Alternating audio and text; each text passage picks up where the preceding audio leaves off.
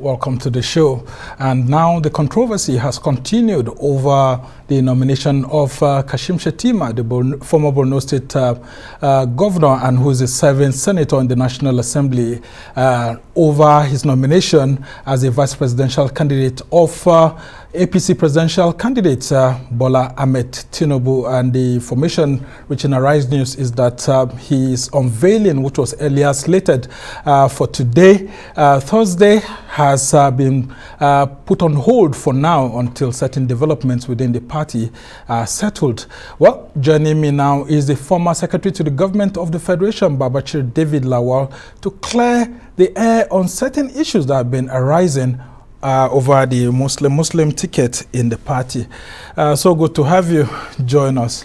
Thank you, Samuel. Good afternoon. Good afternoon. Now we just go straight to the point. I want to ask you, were you the head of a planning and strategy committee in the Tinubu campaign organization? There was a planning and strategy committee set up to plan the presidential aspiration of Bola Tinubu at to the convention, leading up to the convention. Not necessarily the head, but most of the time when I'm around, I chair the committee. We plan for the emergence of Bola Tinubu as a successful candidate at the primaries. So to that extent, yes, there was a planning and strategy committee, and I was the chair. Okay. So was there a subcommittee that was in charge of nominating vice presidential candidate nominees that will potentially be picked by the presidential candidate? And was that committee chaired by Senator Grace Bent? Did you submit a list to Bola Tinubu, which was delivered by you, as we're hearing?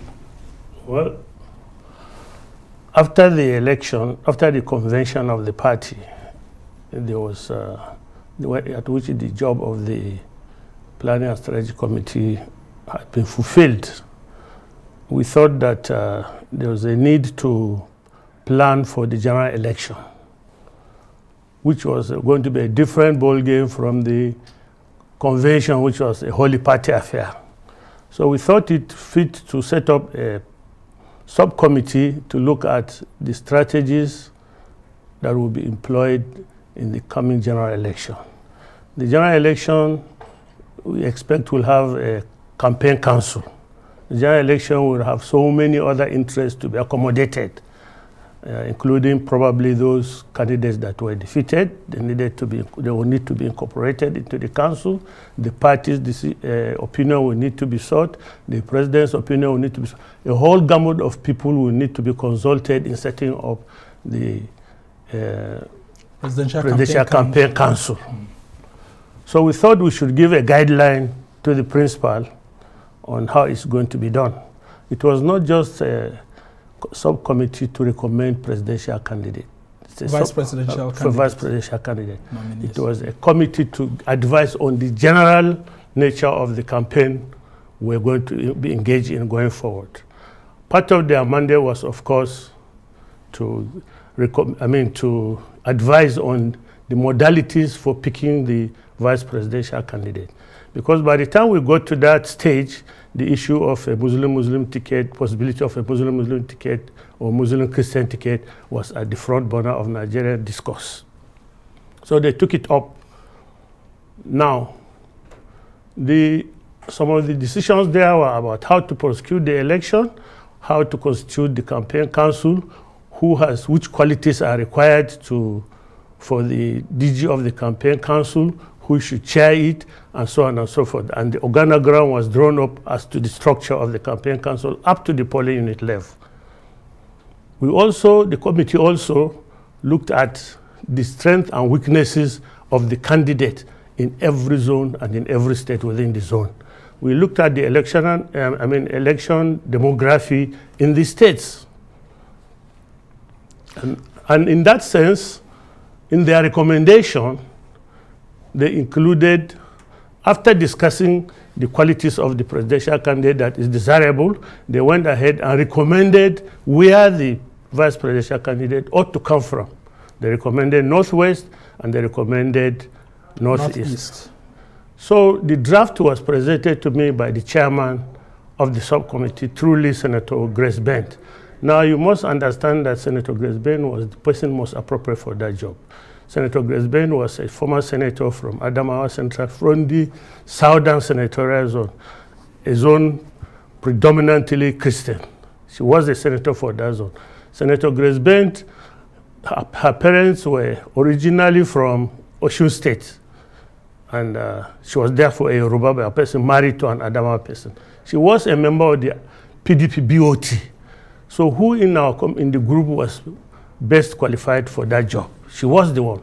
And when she brought the draft report to me, I looked at it, and there was some list of names they recommended, Northwest for vice president, based on their analysis of the qualities of that candidate. So did that list contain Kashim Shettima at the top of it? Now that list contained about, I think, Northwest, maybe 5 or 6, Northeast, maybe 5 or 6, and so on. So I told her. Yeah, I mean, these are some of the names that we are showing right now. They were recommended. Are you familiar with these names? Of course, I know most of these names. I know them, but not necessarily that they were part of the report. Anyway, when she brought the list to me, I said, Senator, you cannot recommend somebody without telling us the strengths and weaknesses. What is the person going to bring to this ticket?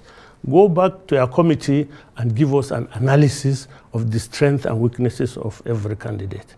Because if I'm going to present this to the principal, he might ask me, yes, why this, why this, why this? I need to be able to defend it, why this person is suitable for this position. And I told her my own position has always been in choosing a vice president. What is the man bringing to the ticket? Is he bringing votes? Or is he bringing money with which to procure the votes? I mean, logistics to procure the votes. So, and then I told her, I said, necessarily from past history, vice presidents are not nominated because of the votes they bring to the party. For example, when General Buhari took Professor Eme Oshibaja was an unknown entity. It was not as if he could bring any votes substantial. Yeah, I mean, there was someone behind him. Yeah, of course. But the whole idea of him was that he was going to represent a certain interest. And that interest, if properly represented, would be able to bring their votes on board. That's the Christian community, the Southwest, and all of that. The large church from which he comes, he was a Yoruba man, and of course he was backed by a very big Yoruba politician. These were the qualities that Oshibaja was expected to bring, not necessarily because of his own personality and ability to bring the votes. Or the votes he can bring to the table. And everything is like that. Baba Gana Kinkibe was not Abiola's roommate because Baba Gana Kinkibe could bring vote. He was from Borno State. Yeah, but he was a very strong politician. Don't make reference to that one. Because he came second in that election, in that presidential primaries of the SDP. Yes. And Atiku Abubakar came third. Yes. And because they were afraid of a runoff, there was an agreement between the late Shehu Musa Yar'Adua to see how he can support Atiku, support Moshood Abiola, and eventually Baba Gana Kingibe had to join that, and then Atiku Abubakar stepped down, so that was why there was no runoff. Exactly, exactly. Now the motive, the main objective was not because he could bring election, but because in that combination they would be able to have be able to defeat the opponent. Yeah, but it's because the governors were also behind Baba Gana Kingibe. That's why, because even Abiola himself was initially hesitant about bringing a Why were the governors behind Baba Gana Kingibe? Because he was the only one that could bring big votes? Would he have been better than Chiroma, for example? Why was he brought?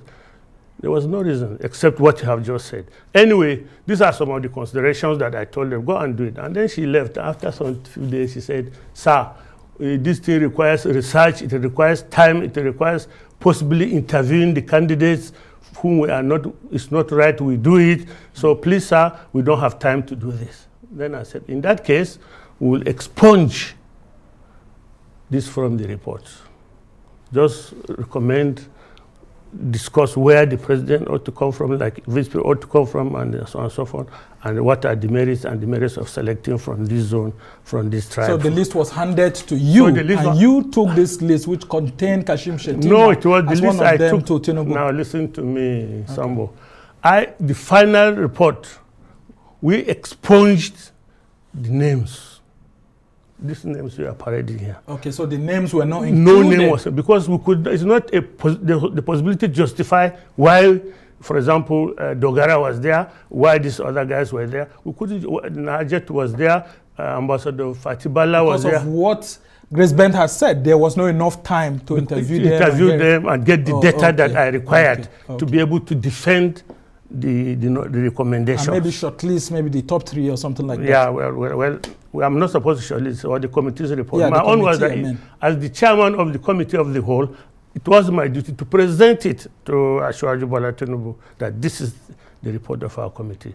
And it is very important to be able to defend everything you say in that report. And I said, this list, I cannot explain why they are here, why you included them, because you didn't say that. Since you don't have time to give me this information, expunge it. So it was expunged.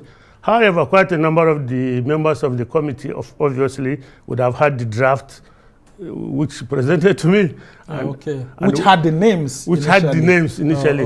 But went to market with it, typical of things like this, went to market with it. Okay, so you handed over this report without the list to Tinubu? The final report which Tinubu had does not have the list of those people. Okay. So when Tinubu was about concluding on a vice presidential candidate nominee like Kashim Shettima, did he eventually get back to you or members of the committee? No. Well, it's a very funny thing. He didn't. Okay. We didn't know how he. In my short brief, I did say that anytime, it's not the first time we discuss with Asiwaju Bola, we discuss all these things in normal fora, in informal organization. But you see, the final decision on who he chooses is his own. But if our report was very detailed about the implication of religion in this coming election. So did you consider the issue of a Muslim-Muslim ticket? Yes, in the report, both scenarios were reviewed, analyzed, and in the report made provision for the advantages of a Muslim-Muslim ticket and the disadvantages. So why are you now against a Muslim-Muslim ticket? Because there was also a recommendation as to the benefits and the merits of a Muslim-Christian ticket. And that outweighs the benefits of a Muslim-Muslim ticket. Based on your own understanding and recommendation of the committee? Yeah, it's on the, well, I have my own personal observations. I was not a member of the committee, but their recommendation was clear. If you take a Muslim ticket, these are the pitfalls you encounter, these are the dangers, but these are the advantages. However, if you take a Muslim ticket, these are the possible advantages and these are the possible disadvantages. Okay, I'll just ask you. I handed over the report to him as is. Okay, I'll just ask you to hold on. We had an interview here, myself and you, when you raised some issues on minorities in the APC, the fears of a Muslim ticket and all of that. And I'll play back just a portion of it, and then we'll continue from there.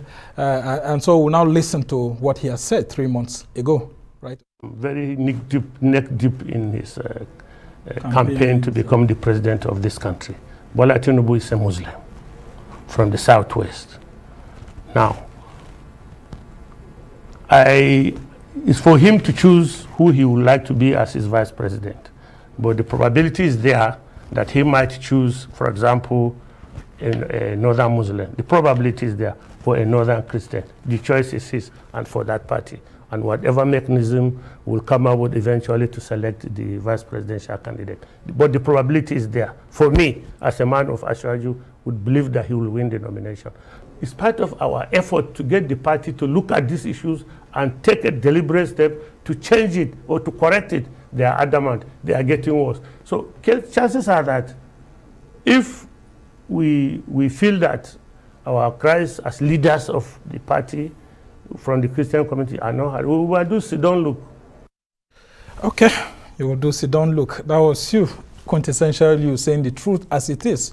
So are you? I see it. Are you planning to begin to do a sit-down look? Because the same thing we talked about 3 months ago has just come to the bear. And you said in this that there were already this discussion, and then having chaired the strategic committee, there were talks about this. So you should also have been prepared for the aftermath of a Muslim ticket. How prepared are you for that? Yes, first of all, it's good to get the historical narrative. This interview was before the primary, the APC National Convention, in which party executives, in which we were seeing from the body language of the party that they were going to exclude Christians from the National Working Committee and the NEC. Yeah. The idea was to get them to recognize the Christian members of the party. You were insistent that the national chairman of the party should be a Christian, or the deputy national chairman North should go to a Christian. Yes. Now, eventually, typical of APC, they didn't listen, and the chairman became a Muslim. The deputy national chairman North became a Muslim. And the only position that eventually Christians got in the NEC, and of course probably the National Working Committee, was Assistant National Secretary, which went to Plateau. So that's it. My fear was justified. And now going forward, we come to a nomination process, and the candidate, a Muslim, emerges. Again, in a party whose executives is completely, as far as the Northern Christians are concerned, completely dominated by Muslims. Again. So the cry now begins to be louder in the Christian community.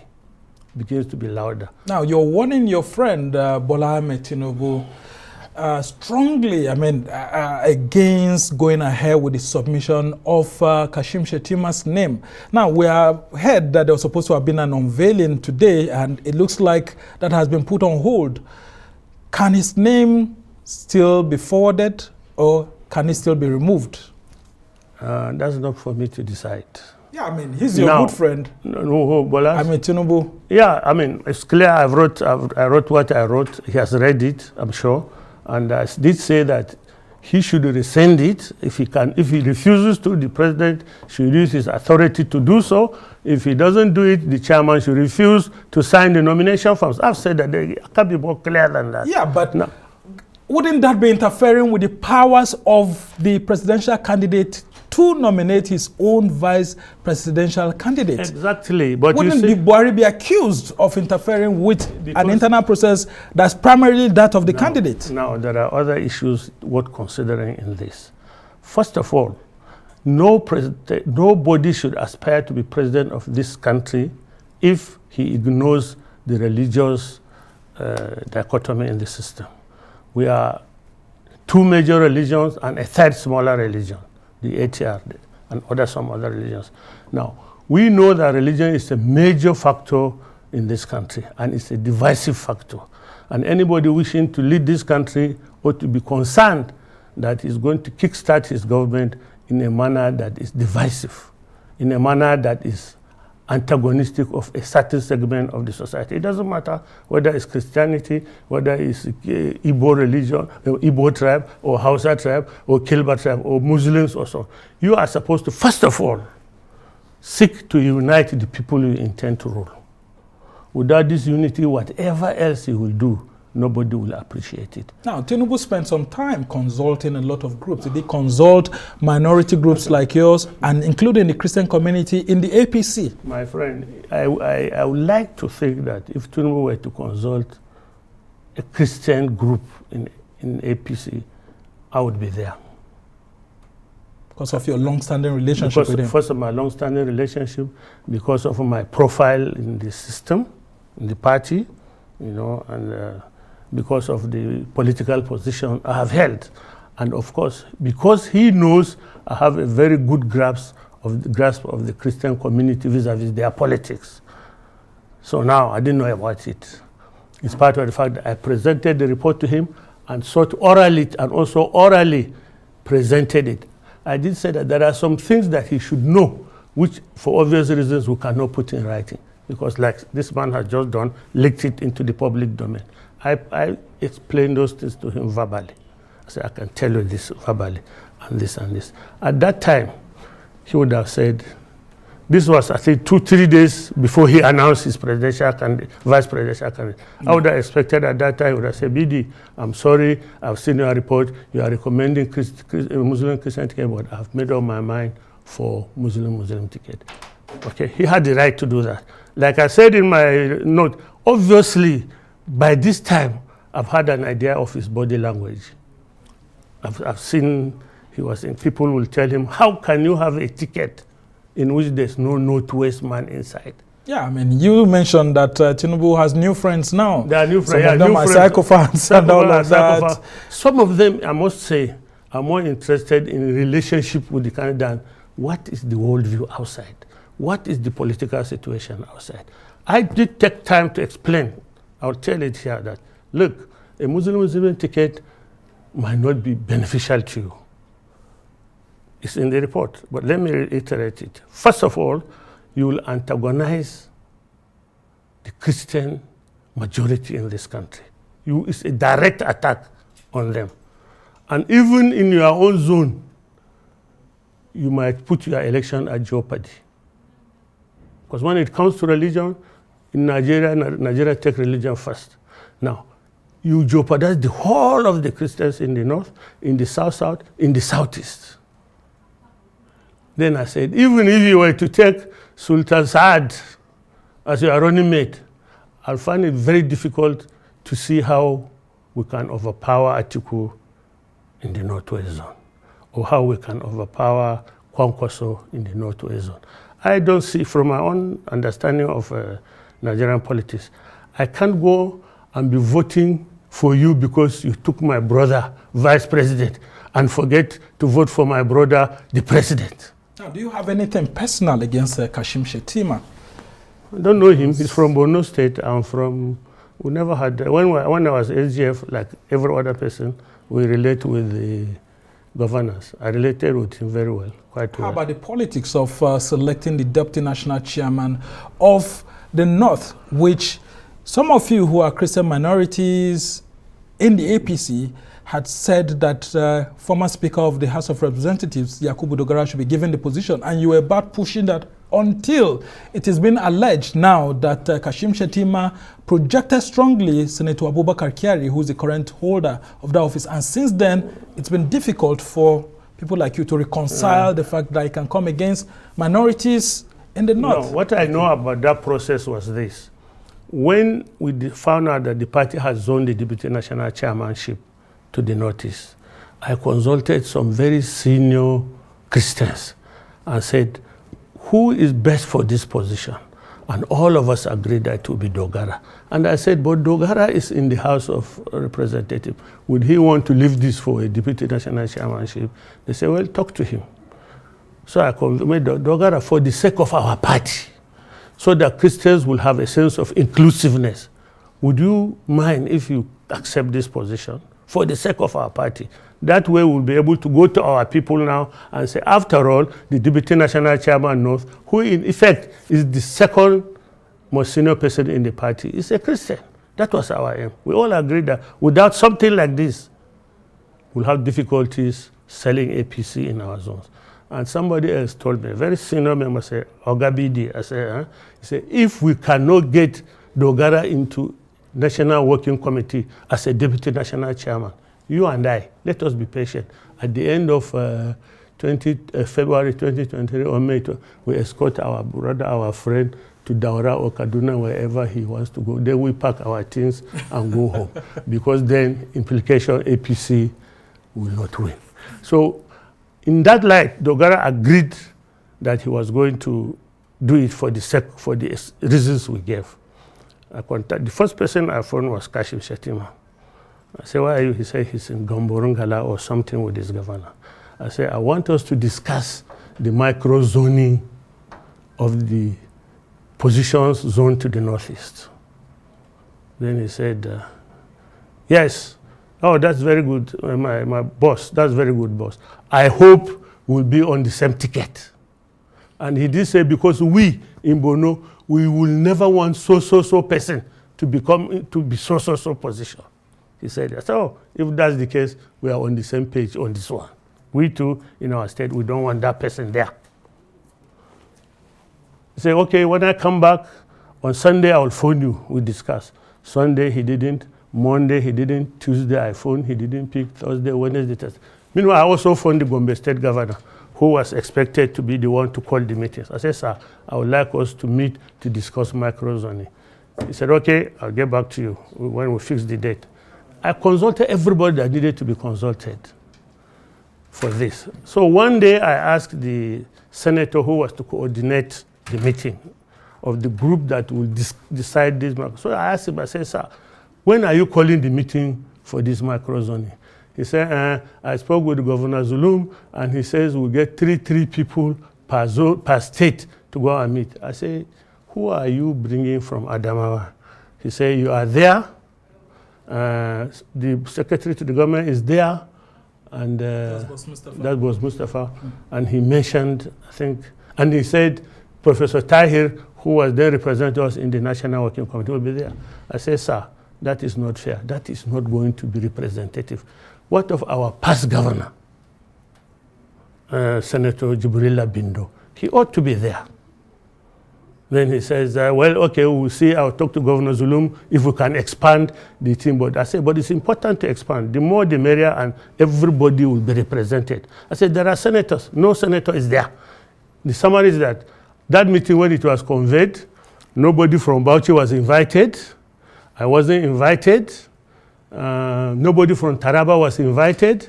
Of course, Yobe, Gombe, Borno, they did their thing. So Shettima has some dictatorial tendencies. Is that what you're saying? I don't know. From the tone of your letter, it looks like Tinubu is in trouble. Tinubu is in trouble. Everybody outside the public domain says Tinubu is in trouble because Shettima is ambitious. Everybody knows he's very ambitious. And you said so. I said so. I want to read out this thing that you said in your letter. You said, but bearing any last-minute change of mind, Bola has made his choice. Yeah. He should be bluntly told that in this choice, Nigerian Christians clearly see a pending Islamic Republic of Nigeria in its infancy and are right to be severely vexatious. Very strong words. And then I said, the PDP I think I used another one. The PDP had, prior to 2015, been telling Nigerians that you're a Janjaweed political party, the APC, and that you are a Muslim centered party and all of that. Yeah. I remember Olisame saying progressively that over. Yeah. Now you have a president, a Senate president, speaker, party chairman, deputy speaker. Has Olisame and the PDP, have they been proven right? Of course. I think it was a prophet. It's going to be worse. Look, if this nomination stands, and I suspect it might, if the vice president comes from the Northeast, implication is that the Senate president will come from elsewhere. Probably the Southeast. No, probably his famous Northwest, for which he's pandering to them for their votes. He must have to give them something. It might go to Northwest. Can they have speaker? Because my thinking, based on the formula that you already have, it looks like you are imitating the PDP in 1999. Sir, they might have the speaker. It doesn't matter. They might have the speaker. But if it goes to any position that goes to the Northwest, no Christian will be qualified for it. Because I doubt if they will be able to have a legislator with the proper ranking, a Christian from the Northwest, to be made a Senate president or to be made a speaker. We see this. Now, you are a senior politician, and having known the North and how Ahmadu Bello, former Sardauna of Sokoto and former Premier of Northern Region, tried to knit together this country behemoth of, the region, the Northern Region. At a point in time, Sardauna himself had a cabinet that was populated largely by Muslims until he had to be reminded by some of his associates when he was seeking to find out why there was not so much loyalty by a lot of the minorities in the North. And he kept saying the South, especially the Southeast, as it was then known as the Eastern region, didn't have so much turbulence in terms of minorities wanting to collapse the system there. And then, of course, in the West, there were not so much turbulence from the minorities. But in the North, we had the likes of Joseph Taka, and then, of course, Aminu Kano always giving him troubles and problems until he had to rejig his cabinet. And he brought in so many of them, including Sunday Awoni and all of that.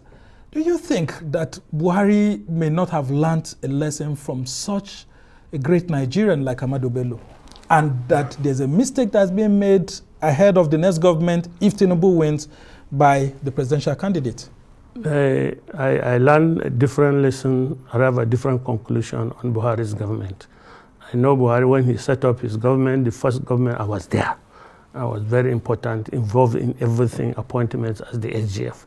I keep on saying this, Buhari as a person does not give appointment on the basis of tribe or religion. You know, but Buhari was to balance. It's the duty, whoever brings the recommendation to him is the one to explain. I would, for example, in my own time, take a list of the appointments in the parastatus. Category A, B, C, these are the people from the Northwest, these are the people from the North Central. So, sir, this man, this zone, they are not properly represented. That's why I brought this man for you to help balance the thing. He will sign. Say, oh, thank you, Jeff. Well done, I go. That's as far as I know about him. That's how it is. He continued to do his best on this basis. When I left, of course, I always say this too. That doesn't mean, for example, his cosmate in the NDA will not come and say, General Muhammadu, that your son that was born last year, 10 years ago when we were in MOMS, he is now graduated. I want a job for him. That will not stop you from, he gets those type of requests. He says, SGF, please employ us so. I comply. He's the president, he's the chief executive, he's everything. I comply. But basically, he relies on the recommendation of others, ministers, SGF, for his appointments. And it is the duty of those people to do the balancing. I know, for example, one particular example that I can cite to you that has done very well is the Ministry of Education. Their appointments are always, they try to balance it as much as possible. In the Ministry of Education. They have so many parastatals, universities, colleges of education, polytechnics, but they try to balance people that they employ, people that they give to board appointment and so on. Not necessarily everybody. So, but where I do see Buhari's problem is related to what could happen. As much as good as he has done in issue of balance, the perception out there has been that he is lopsided in his appointment. Being a former insider and an insider still, I know where the mistake comes from. It's from his lieutenants who prefer to employ their brothers, their cosmates, their classmates, who don't have the interest of the broader picture. Is Tinubu beginning to make such kind of mistakes too? Now, this is where the danger will come. If we go into a government in which ab initio, the Christian population feel discriminated against, whatever that government will do, no matter what they do to placate the Christian community, the view will be there that there will be no interest in supporting this government. Whether it's based on competence or not, because Tinubu says his decision is based on competence. My friend, I don't want to be rude to you. Tinubu didn't sit examination and go to the best candidate before we presented him to the If it is based on competence, Tinubu, who has a 1 degree in a business management, cannot be Professor Oshimbanjo, who is a professor of law. So competence in what? Who examines this competence? Is it an exam? So in any case, given that maybe Shettima is the most competent person from the north, which exam did he take?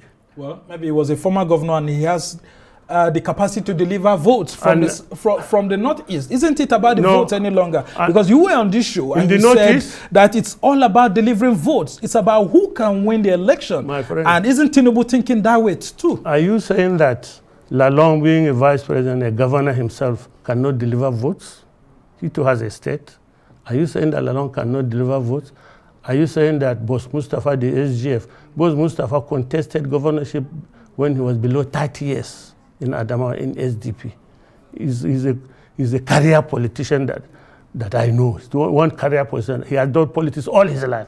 Can he not deliver votes? Dogara, who was a very excellent speaker, led it very, very well, competently, cannot deliver votes.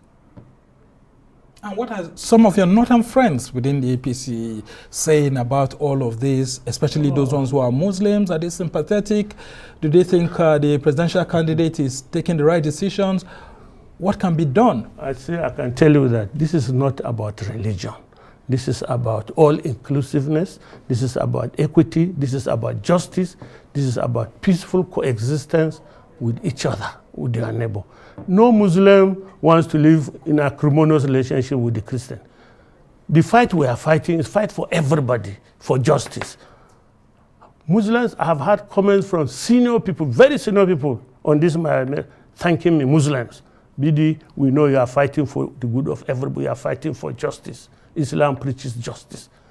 Why can't they see this? No Muslim will want to live in a acrimonious relationship with his neighbor. Nobody. We've lived together all these years peacefully, you know. We go to the same school, we go to the same workplace, we live in neighbors, the same street. We've never had problems. But this thing has sown the seed of a possible problem. Do you think it can cause more troubles in Nigeria, this kind of decision? It definitely will. And why will it be so? I mean, when you have Christians, you have a Peter Obi on the presidential ballot of Labour Party. You have, several persons. You've seen Kwankwaso also picking a VP presidential candidate who is a bishop and all of that. Yes, these are sensible people that have done so.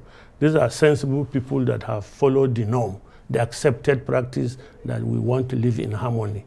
This is the practice. Now, but for me, as an APC chieftain, that is bad news. I love my party to win. I would have loved our party would also follow suit and pick a vice presidential candidate from among the Christians. There was a time I was discussing with my friend. I said, hey, why can't you pick an Igbo man safe? To me, as a vice president, I would have loved it. Of course, you know that wouldn't I know for regional balance and all of that. Now you see, exactly. If regional balance is important for our cohesion, why is religion not important? Because Awolowo tried that, and it didn't happen. Remember when he had Omiadi on the ticket? There could be other reasons why he didn't win. Well, of course, the different because he circumstances. Yeah. Buhari took an Igbo. Did he win? He didn't win. Okay. Do you think that APC may not win this election if Kashim Shettima remains on the ticket, or even if he's replaced with another Muslim? Now, there are issues here. Did you see the communique of the Northern Christian APC leaders? They bluntly stated that they will not be able to campaign for APC in this election. See, me, Babachir Lawal, a Christian, an APC chieftain, a friend of Bola Tinubu. How will I go to Adamawa and stay on the podium and say, vote for Bola, his Muslim ticket? 2 days ago, I was coming from a show with my 13-year-old son, and he overheard us discuss with somebody on this ticket. Then my son said, Daddy, I hope you are not going to be part of this Muslim ticket. I said, no, can't we? Why will you? Say, Daddy, if you do support this Muslim ticket, your reputation will go down. Your integrity will be completely destroyed, because people will think that you collected money from Bola, and you who have been defending Christian values suddenly and their presence in politics, you suddenly go and you support Muslim ticket, you will be finished. And Daddy, please, we, our children, will also carry the burden. So what do you make of what the APC national chairman is saying, that it's an act of God, it's God's will, due to the political dynamics of the country at the moment? This couldn't have been stopped. God doesn't respond immediately. If God were a man, he would have argued with Adam. He would have told him, I didn't say so. But God doesn't challenge you, doesn't respond. Adam can say whatever he wants. He can say God told him. He can say he's a prophet, he's a priest, whatever. Prophets, we know God speaks to prophets. He can say he's a prophet, God told him, that is his own. We don't believe him. So you're planning to do sit-down look? If they don't, as we are now, Christian community are angry, they are mobilizing to kill this, they are everywhere. Of course, there are quite a number of some people that do the normal argument, Muslims who win, Bola will win, whatever you people say you don't want, of course he might win. We are no God, he might win. And you may not get anything in his government, aren't you? What do I need for government? Aren't you thinking that way, that it may affect your political fortunes in the APC? I have no political fortune. I have no ambition for any political appointment. What appointment can I get in again? Or maybe appointment for your kids. No, well, I mean, my kids will come out with, 2 of them came out with first class this year.